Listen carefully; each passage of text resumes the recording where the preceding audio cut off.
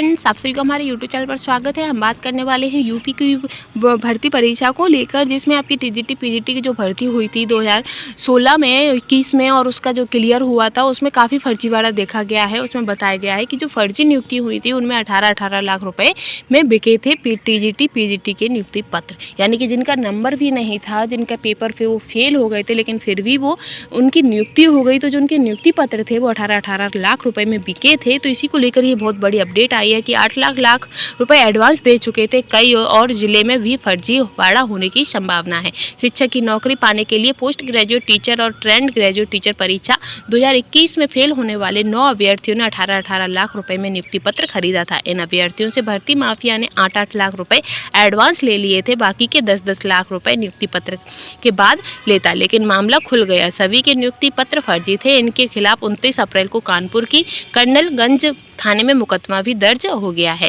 शिक्षक भर्ती की परीक्षा में फेल होने वालों को सरकारी नौकरी दिलाने का झांसा देकर गिरोह के सरगना ने 1.5 करोड़ रुपए से अधिक की ठगी की है। लाखों रुपए देकर नियुक्ति पत्र खरीदने वालों में प्रयागराज, मिर्जापुर, मेरठ के 2-2 और सीतापुर, वाराणसी, मुजफ्फरपुर के 1-1 अभ्यर्थी हैं। इसमें 4 महिलाएं और 5 पुरुष हैं और सभी संपन्न परिवार से हैं। कुछ महिलाओं के परिवार के लोग शिक्षक भी हैं। भर्ती माफिया ने शिक्षक बनाने के लिए उन्हीं लोगों को चुना जो टीजीटी पीजीटी 21 की परीक्षा दिए थे।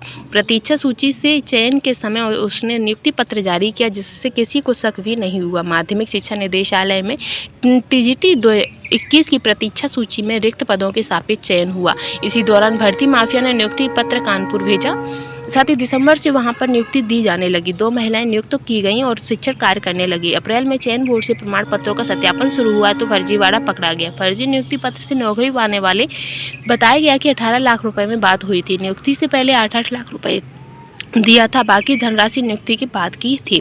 अब पकड़े गए तो खुद को ठगा महसूस कर रहे हैं। उनके पैसे भी गए और मुकदमा भी हो गया। भर्ती माफिया तक पहुंचने के लिए पुलिस जांच तक कर रही है। फर्जी नियुक्ति पत्र जारी करने वालों के तार शिक्षा विभाग से जुड़े हैं। आसार है कि उसने कई और लोगों को ही ऐसे ही ठगा होगा। इसके लिए सभी जिलों में भी जाँच शुरू हो गई है। तो ये बहुत बड़ी अपडेट है और ऐसा नहीं है कि ये शिक्षक भर्ती के लिए ही हुआ। ये प्रत्येक कोई सी भी भर्ती और उसमें ऐसा फर्जीवाड़ा ना हो, ऐसा हो ही नहीं सकता।